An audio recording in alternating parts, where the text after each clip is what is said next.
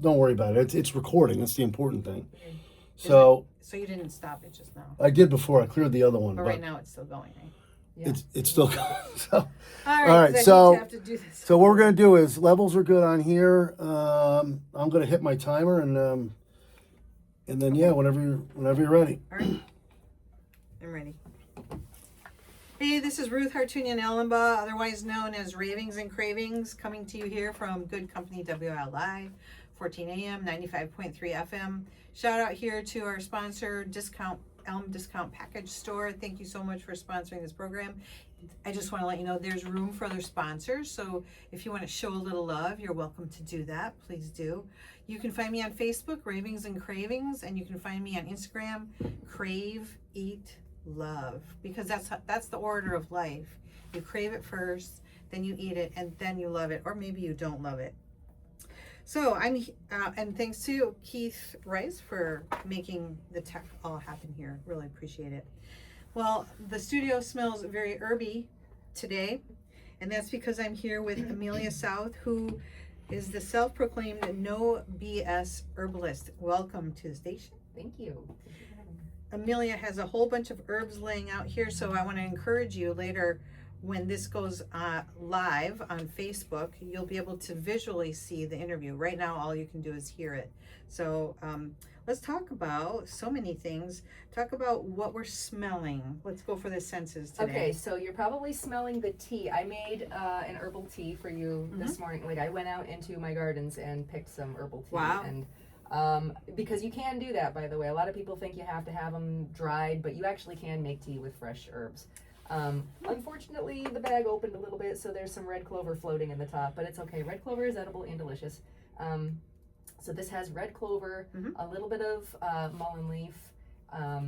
What else did I put in here? Some evening primrose, a little bit of plantain, and some tulsi. Tulsi smells amazing. That's probably what you're smelling.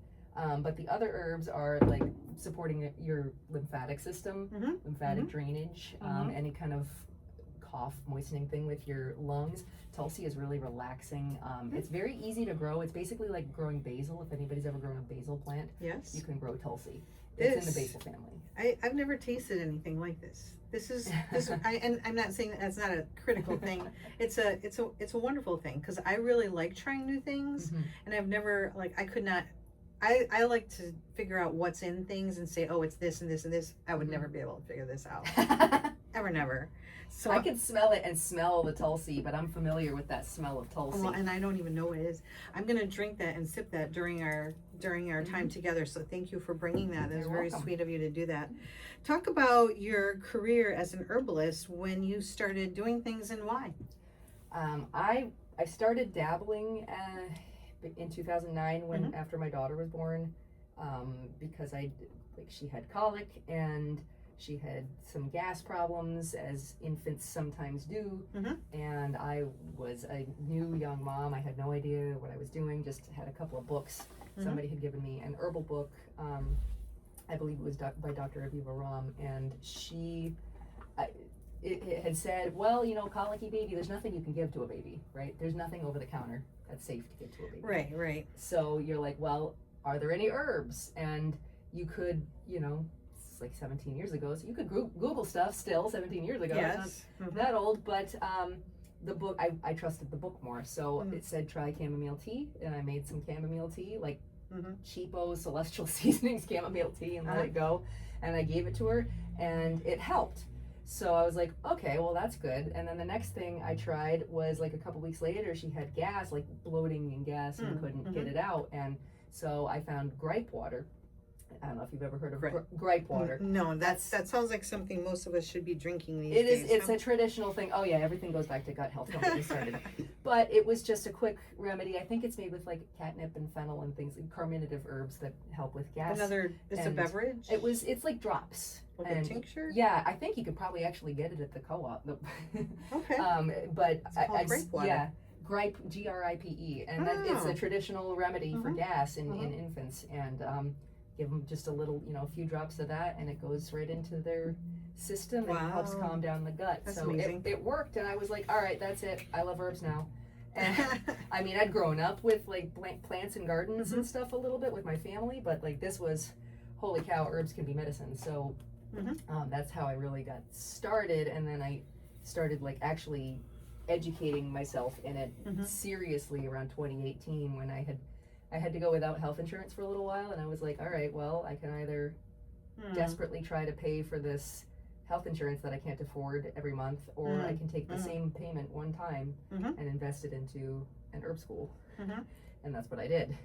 So wow. Yeah. So you've been doing more concertedly. You've been providing services since 2018, even though you've been interested in a long time. Yeah, I've started like teaching and helping people around 2020 probably, which is of course during the pandemic, and everybody wanted to be an herbalist. Everybody wanted to be an herbalist or learn from an herbalist during the pandemic because it was all anybody had, you know? Right. And that's one of the reasons why I practice bioregional herbalism, which a lot of people don't know what that is, but it's basically I focus on learning and working with the herbs that grow around us here. Well, that's pretty practical. Thank you very much. I appreciate that. Look, I don't have to order something from that's exactly who knows it. where. See, right? a lot, there's an herb called soursop. A lot of people. Oh, I know what what that is. Soursop? That's like Jamaican or island. Yeah, something? exactly. It comes from this like the South Yeah. or the Caribbean islands. Yes, I know. What that happens is. if the economy collapses again? Mm-hmm. Where are you going to get that?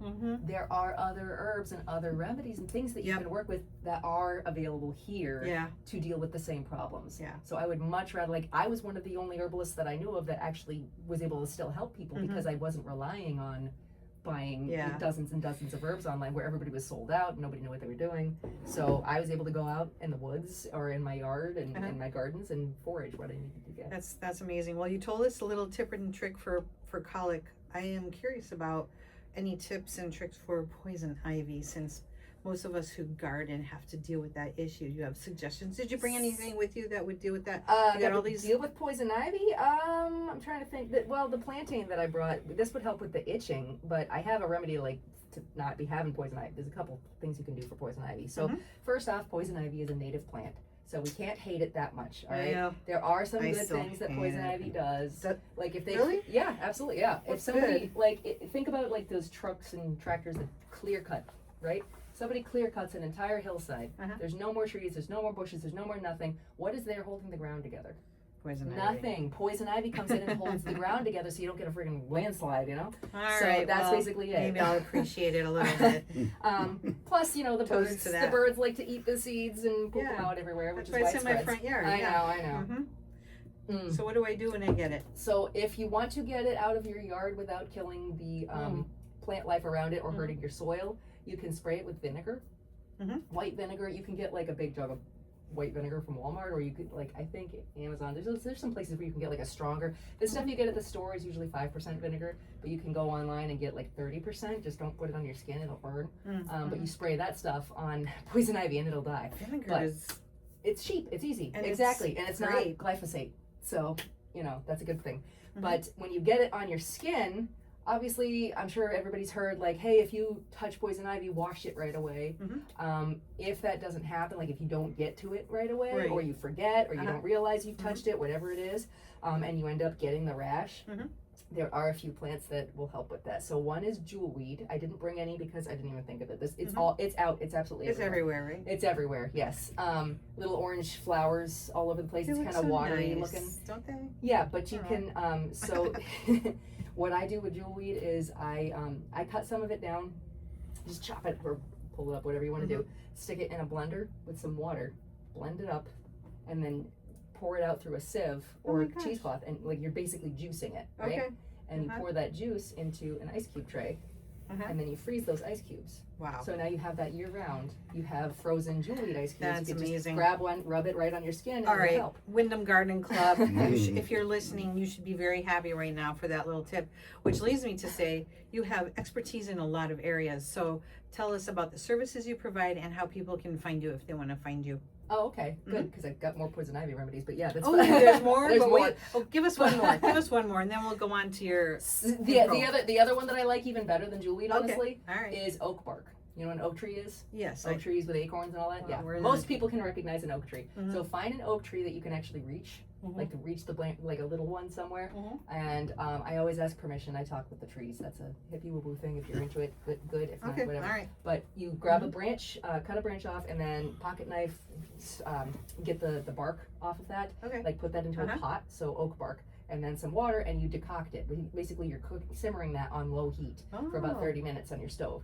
Then you Interesting. just strain out the bark, and you put like a cloth or a paper towel or something in that water, and put that right on the rash. Wow. And just set that a couple of times a day, and what it does is it's so strongly astringent that it'll dry out the rash. That's amazing. Like, really fast. Well, Yeah. thank you. So I am learning things as we go, and I'm sure there's a whole big world of learning things. Oh, You yeah. brought some of your books. Talk about your services that you provide for people who want to know more about using herbs. So there's a few things that I can do. I have my books, but I also I hold do hold them up one at a So time. this is my foraging book, Forage and Heal, Discovering Plant Identification, Black Walnuts, Birch, and Nature's Healing Power. This is on my website and Amazon and all that. So I also have Wildcrafted Eats. This is my cookbook. So there are wild food recipes in here. There's a few regular kind of healthy recipes in here because I want people to be able to eat healthfully. But there's a lot of stuff in here, like stuff you can forage from your backyard. That's amazing. And then I also have, this is probably my bestseller. This is called Think Like an Herbalist, a practical guide to resolving common health problems naturally. That's amazing. So the whole first section of this book is all about preventing, like understanding your body, what it needs, and how to prevent these problems from happening. And then the whole second section is like by organ system and problems, health problems, one by one. Awesome. So, That's and people amazing. say it's very easy to understand, which is, good. I also do private foraging walks, so I can come to your house and show you all the edible, wild, and medicinal plants that are So in your you're yard. the doctor who makes house calls. Right? I also I also do health consultations. So I do them either in person or over Zoom. So if you're too far away, we can do it over Zoom. But I really do need to see you because there's some things that your face can tell. I can look at your tongue and things like that. So there's a lot of that kind of stuff. I work with whatever if you've been diagnosed with something. I don't diagnose anybody. I'm not a doctor. I'm an herbalist. I'm a clinical herbalist, but I'm an herbalist. So, but yeah, we work with whatever's going on with you. I specialize in gut health because everything starts in the gut. The gut is so important. Yes, absolutely. Yes. Yeah, and then we go from there. So I have a couple of coaching programs like that, and start with a consultation, whatever. Got a phone number? Got an email? How do people find you on social media? So, Where are you? Yep, I'm on Facebook and Instagram. I am the No-BS Herbalist. If you go pretty much anywhere and type in No-BS Herbalist, that's me. It's gonna come up. Okay. On Well, TikTok that's easy. and YouTube. The screen name is at the original Meal Chan, and there's a story behind that. I didn't expect to keep making TikTok. Like I tried TikTok and it blew up, and I didn't expect it. So I was like, oh, I can't change my name to something relevant now because everybody knows this is my name. People, yeah. So Yeah. it's just it's an Anyway, there's that. I'm on LinkedIn. I'm on everything pretty much. So And so, where'd that name come from? How was it born? My friend and I were sitting and having a chat in her yard, talking about possibly, some herbal remedies for things and dealing with clients, and maybe I should teach a class. And she said, "You're just so no BS. There's no BS about you." And she's like, "You're the no BS herbalist." I said, "I love that. I'm gonna do that. I'm gonna say that. So I rebranded myself. My farm is Black Sun Farm in Killingly. So if anybody's ever driven by Black Sun Farm, that's me." Awesome. Well, talk about, you brought all these green things in, and I don't know, can we hand them to you, Keith, and can you get them closer to the I could camera? certainly try. Sure. I bet you could, because people won't be able to see it from here. Let's try. Everything's a work in progress. I mean, well, I am anyway. Maybe you guys have arrived, but No, we all are. all right. Well, what's the All right, first thing let's you're see handing here. them? I That think that's one- going to work good. Yeah, there we That go. one is Good idea, Ruth. Perfect. Mm. That is dock Awesome. seed. So there are two different kinds of Dock dock seed? that are out right now that are the seeds from a dock plant. So Uh-huh. there is yellow dock and bitter dock. So or curly dock and bitter dock. And bitter dock leaves taste terrible. But the seeds are great, and the root is also medicinal. The leaves of yellow or curly dock also taste nice, usually in the spring. Right now, it's not really leaf eating season right now. Leaf eating season is springtime. Okay. Right now is basically fruits and seeds are starting to come out. But those seeds, They don't taste great if you just bite one right now. Mhm. But what I do is I take a whole bunch of these and I just use my fingers to kind of pull them down into a bowl or a bag or whatever. Uh-huh. I throw them in the blender and I make flour. Flour. Like for baking. Like for baking. Yeah. Out of that. So yeah, out of this. This is in I'm everybody's just trying to garden. get my mind Absolutely wrapped around everywhere. that idea. Yeah. It's a weed. It's absolutely everywhere. But this stuff, if you add, like basically, let's say you make pancakes and your pancake recipe called for 2 cups of flour. Do like 1.5 cups of whatever flour you're gonna use, Uh-huh. and then like a half cup of this. Half cup. Mm-hmm. But you grind it up into a regular blender. It works great, and you will have the best poop of your life Well, after eating that. that's good to know. So you got a whole bunch of herbs, and I don't know if we'll have time to go through all of them. So I'm going to say, how about pick your next favorite one that you love? What Oh, my it number does. one favorite herb of all time is this Okay. one. And this is I'm holding up 2 different leaves Gonna give it to because Keith, we have too. the wide leaf plantain and the narrow leaf plantain. I didn't know we had plantain. I thought No, plantains. you're thinking plantain the banana. Yes. This is that's what I'm- plantago. Oh. Plantago major, plantago rugelii, plantago lanceolata. All I right. know it's probably hard to see. The leaves have these like long ribbing. That is something absolutely everybody can find. Okay. Everybody can find this. It's Uh-huh. in every driveway. It's probably in the sidewalk right outside. I can probably look out the window and find it right now. It is literally everywhere. You ever thought I'd be modeling leaves? It's one of the most It's, ubiquitous you know what? You leaves can put that everywhere. on your resume. Yes. This is a skill that most people don't have. So that is the number one leaf that I teach everybody, especially children, like little kids. Like as soon as my kids could walk, I taught them this leaf. Looks like a kind of a dandelion leaf. This Oh one, no, the big not one. even, I mean it's got the ribbon. It just smells like Yeah, it something tastes green. You could eat it, Mhm. but the main reason that I want to teach people about this is Uh-huh. because if you get a bug bite, you Uh-huh. get stung by a bee, Oh. or you fall down and scrape your knee, Uh-huh. you go find this leaf Mhm. and you chew it up and spit it out and put it on the bug bite or the bee sting. Mm. You can, if you're really averse Wow. to that, you can kind of mash it up in like a mortar and pestle or something. Yeah. Most people, they don't have that. They have their mouth. Right. So chew it up, stick it on And we there. have spit, so You know? no problem with that. And it's your own spit, right? Like, don't let a bunch of strangers spit on you. But this is. You heard that here. Just want to let you know that you heard that here on Ravings and Cravings. But you chew it up, you put it on the bee sting, and the inflammation goes down immediately. This actually can help pull the good to stinger know. out. This can help draw toxins out of your skin. It stops the itching. It stops the pain. Uh-huh. So this stops. I put this in all the salves that I make. Oils and salves for calming the skin down. Mhm. It works great as a spray. It also I technically usually do the long leaf one internal. Like I do this one in teas. Mhm. You can make a tea with this leaf. Hmm. You can swish it for peritonitis, I think it's basically gum disease. Oh, okay. This will help with that. Uh-huh. You can drink it, and this will help heal your gut. So and you can drink it as a tea. It'll help heal your gut. It'll also moisten your lungs if you've got like a hot, dry cough kind of thing. Oh, interesting. This plant is absolutely flippin' How do you amazing. It's my favorite plant. How do you spell the Plantain or plantago, Plantago. T-A-G-O? Okay. Yeah. All right. Cool. Let's pick one more. Pick one more. You just got a whole bunch of things laid out here. Yeah, because there's So many good I things. don't know why that's putting seeds everywhere. I'm sorry. Putting We're gonna seeds plant some seeds here. At the apparently, we're station. planting seeds in the station. So, if you want a really easy one, Uh-huh.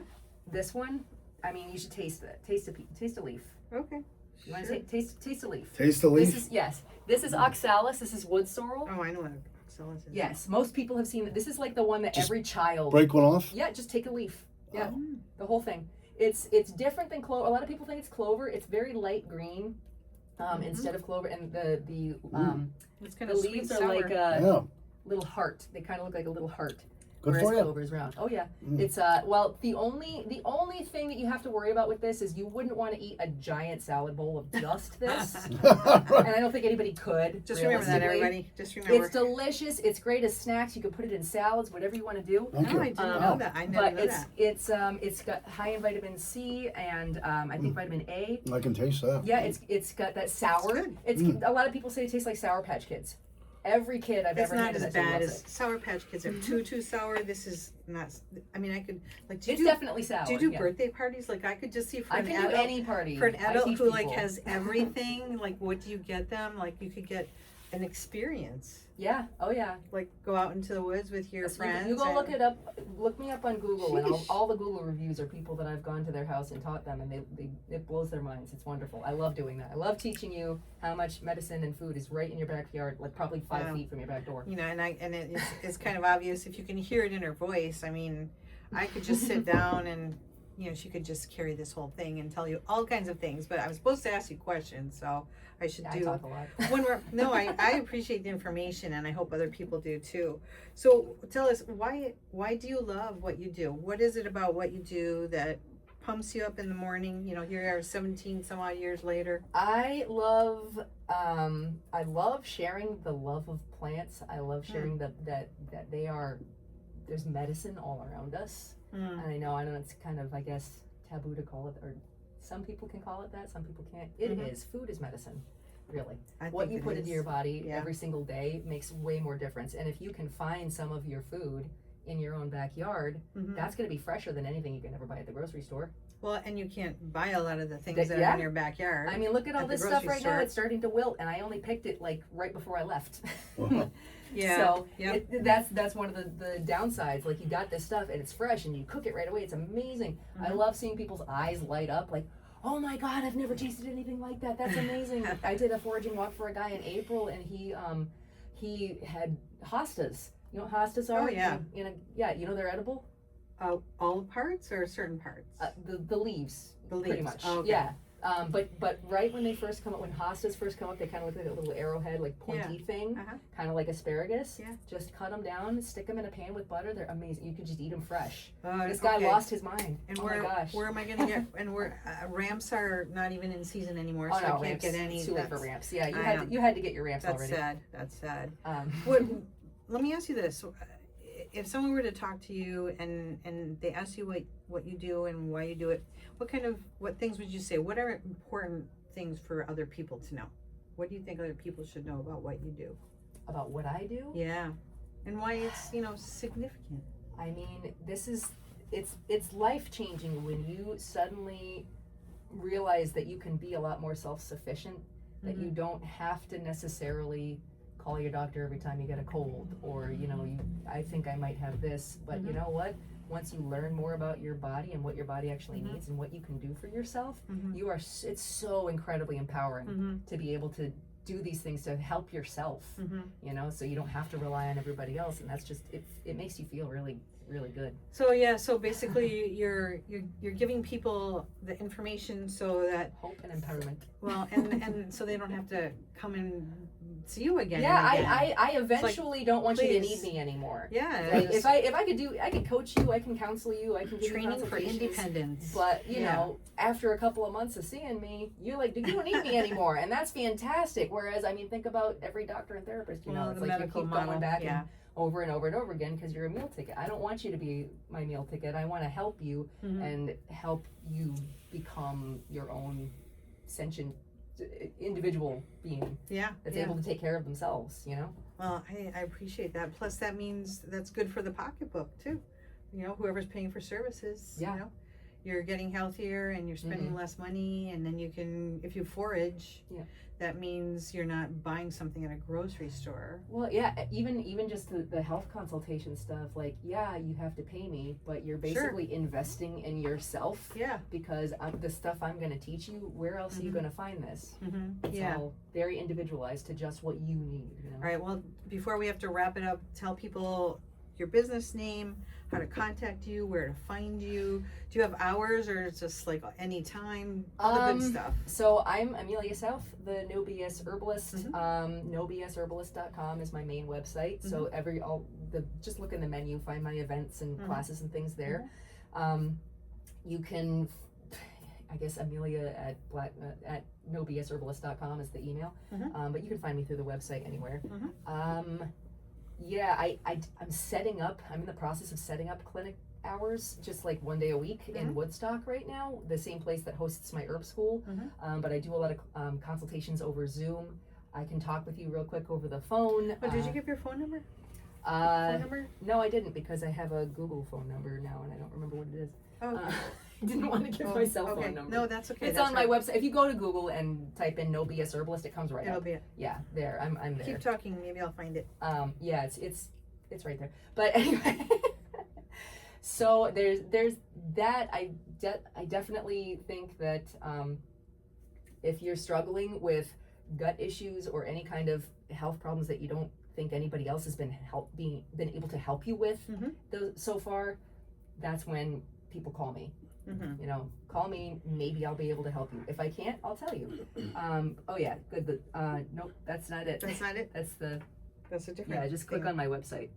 If you go to my website, it's no-bsherbalist.com. We're looking at Yeah. we're looking at Google. Go ahead, take my phone. It's sorry. All right, as she's looking up the phone number, Yep, Why that's just. we're almost there. It's almost there. There it is. All right, there it is. 959-456-1426. Awesome, Amelia South. Thank you so much for being with me today on Thank you. Ravings and Cravings. This is Ruth Hartunian-Alumbaugh. I'm signing off here on Good Company WILI. All right.